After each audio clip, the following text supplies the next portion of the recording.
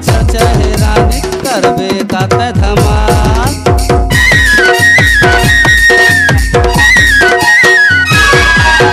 होठ मलाली उमर है बाली दिखे गजब के कमाल। चारों तरफ तोर चर्चा है रानी करबे काते धमाल। तो देखिया हवे वो हजार जाबे कहाँ बाजार।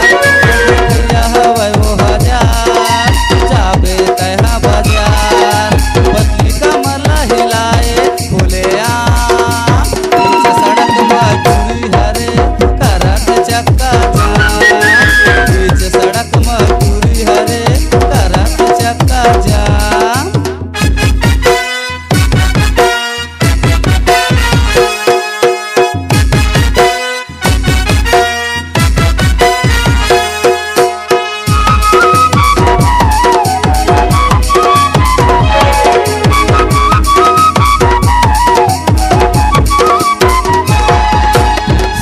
बरस के हवज कुमारी गोरी हवे तोरे दाल। 15, 16, 17 हो गए 18 साल।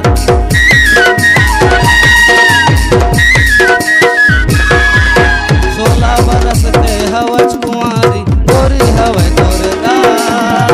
15, 16, 17 हो गए 18 साल। तोर मटक मटक के रिंगना तोर हंस के वो चलना। तोर मटक मटक के रिंगना तोर हंस के वो चलना। ए सवरिया हवे तोर नाम बीच सड़क मजूरी हरे करत चक्का जाम। बीच सड़क मजूरी हरे करत चक्का जाम। हवा ते आम पिया ते जाम। हवा ते आम पिया ते जाम करे दूरी बदनाम। बीच सड़क मजूरी हरे करत चक्का जाम। बीच सड़क मजूरी हरे करत चक्का जाम।